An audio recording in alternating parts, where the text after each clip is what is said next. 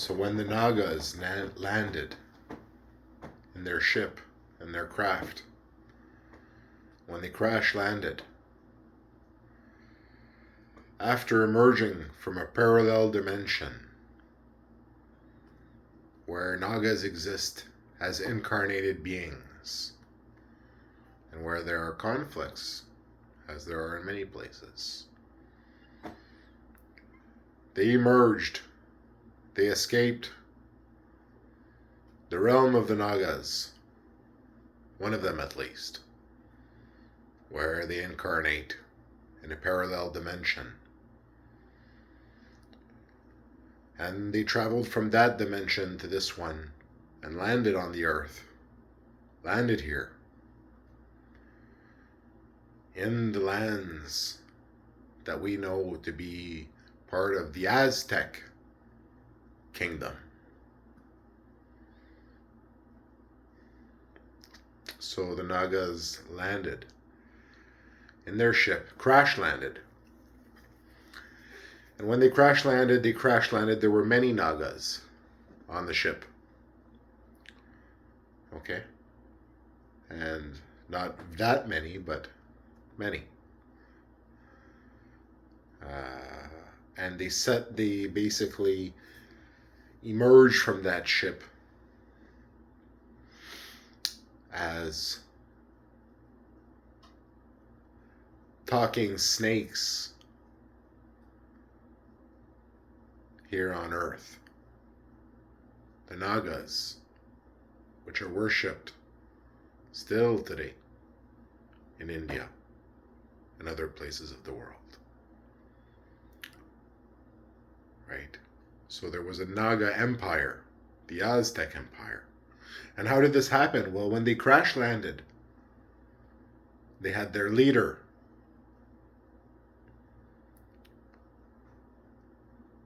and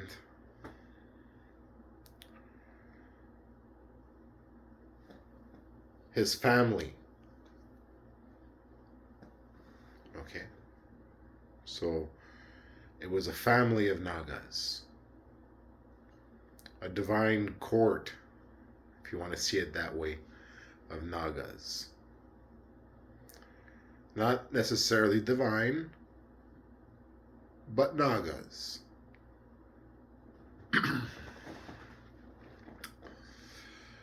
So they landed.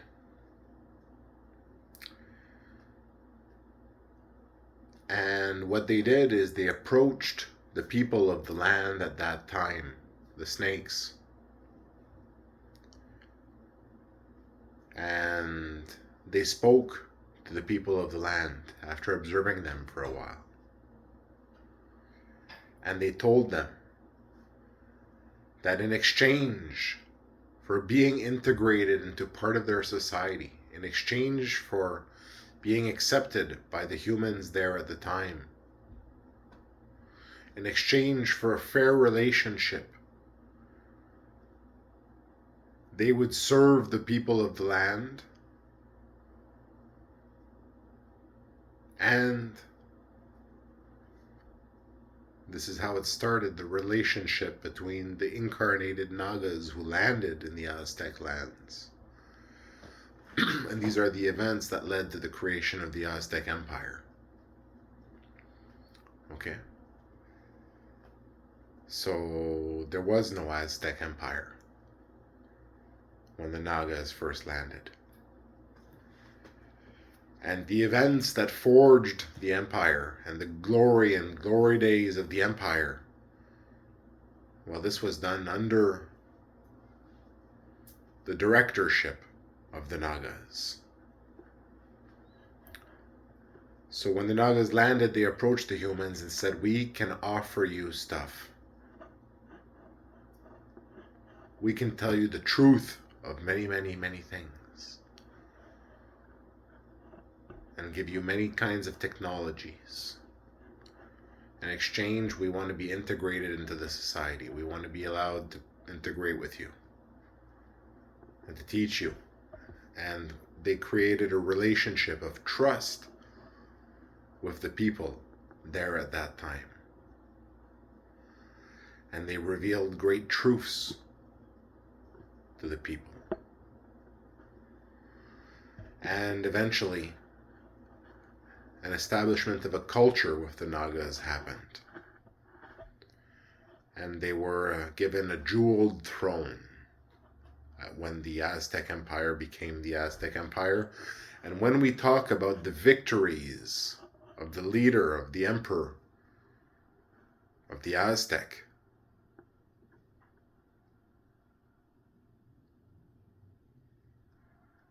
when we talk about his name, we talk not about the name of the human, but of the Naga, who bore the same name as the emperor on the throne of the Naga, the human emperor. The human of the name bore the same name as the Naga of the name. And so when we talk about the victories of the Aztec Empire in its glory days, we talk about the victory of the Naga Empire, where the king on the jeweled throne, the Naga leader, was also the emperor of the Aztec Empire. And that is why the Aztec Empire is a story of two thrones, the story of the human emperor and the Naga emperor when there was one on the throne. And the great conquering Aztec, the one who founded the great glory days and battles of the empire, that was all under the leadership of the Naga king.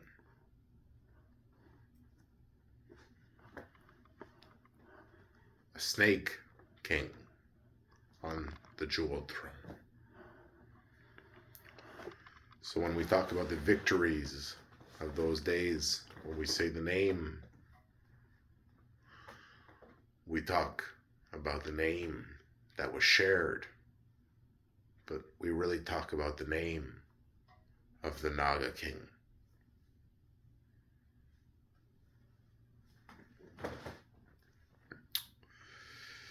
So the Nagas made themselves useful to the humans at the time when they landed here.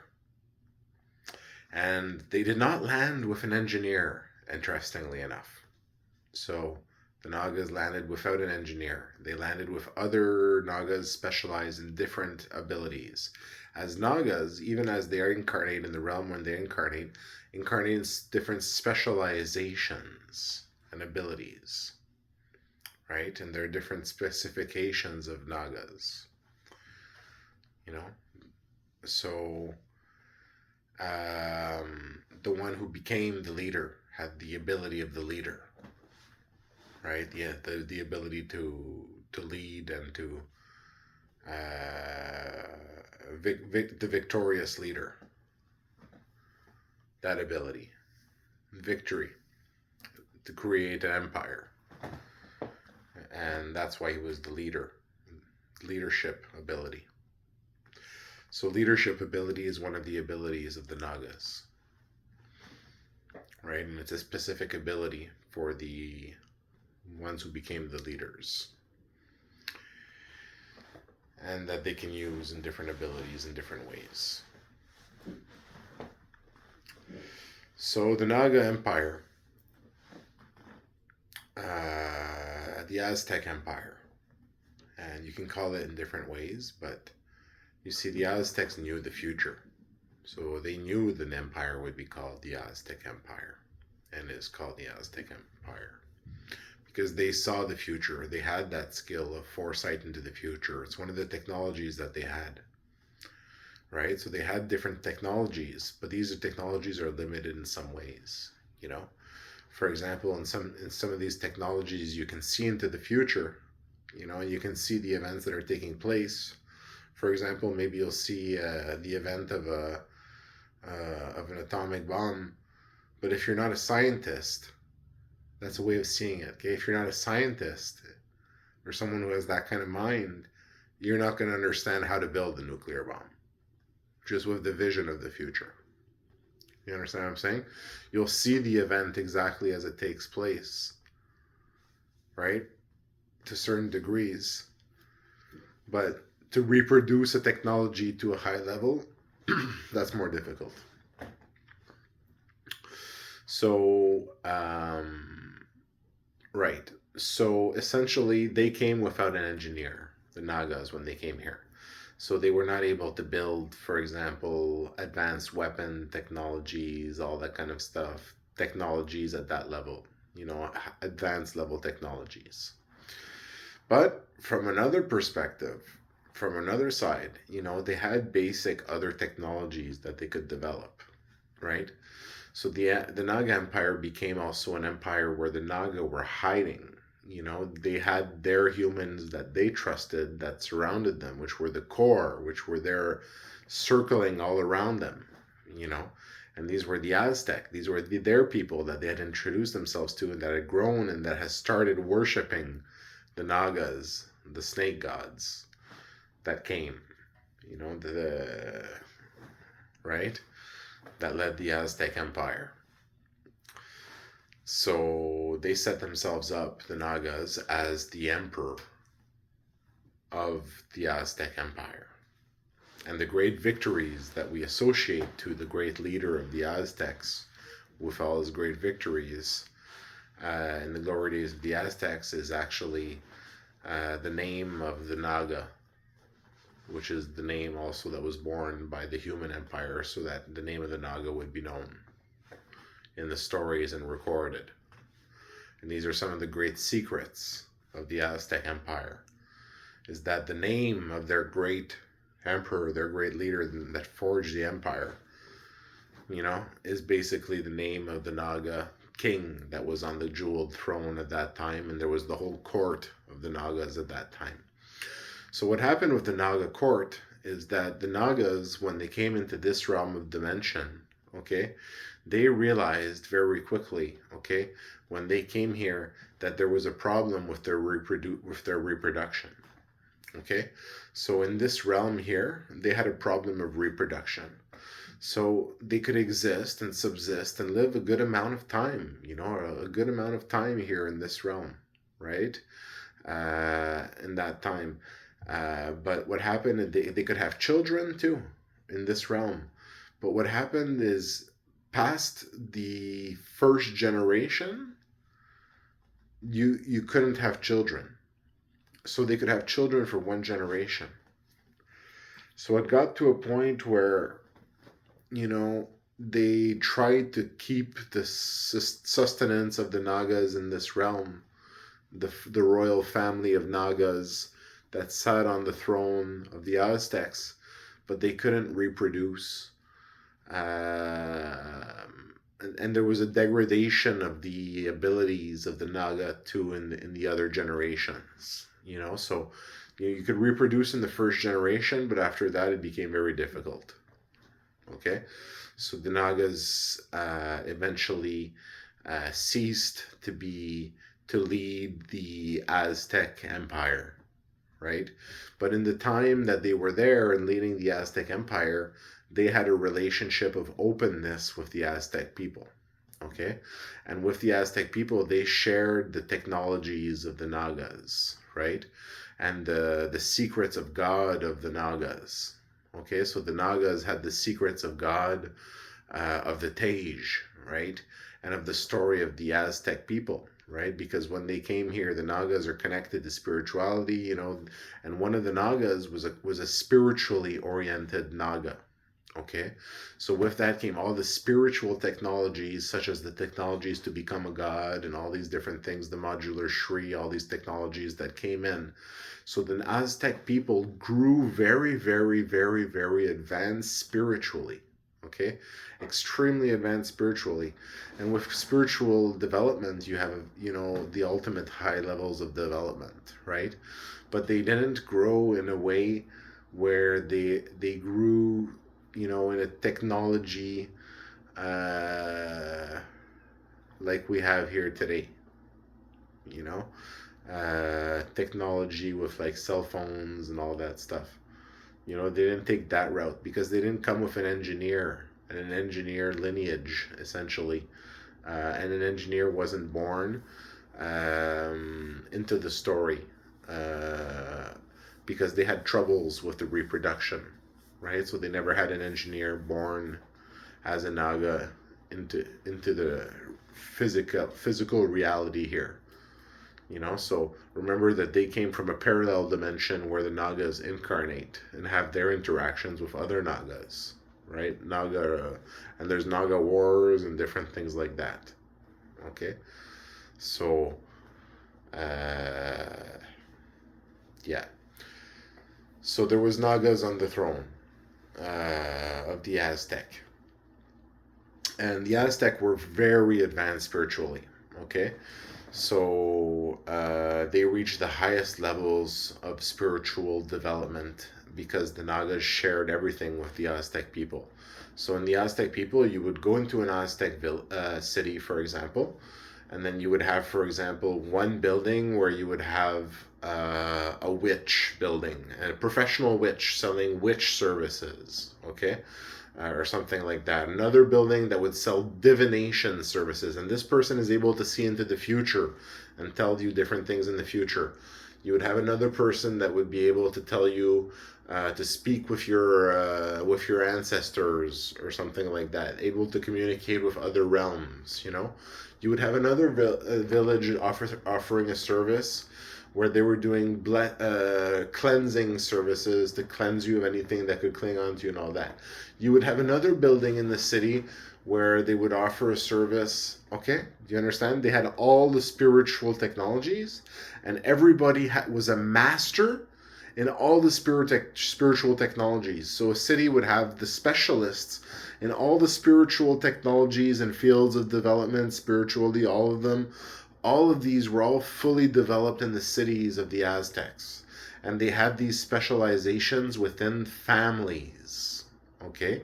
And the families developed these and taught these within the families to the new members of the families that entered the families. So they had specialists in all these different fields, and people would offer services, you know, as part of just living life and, you know, getting by in life and having exchange of services and food and all these different things, would offer these services to the people as specialists in their fields of spirituality. And then you would have the people that would work the fields, right? And then you had the warriors, and then you had the merchants, right?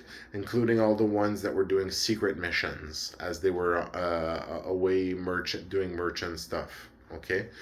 And some gurus even took roles as merchants and explored the world and different things like that from the Aztec realms, as the Aztecs had their gurus as well. Okay, masters of the Tej, the Aztec Tej.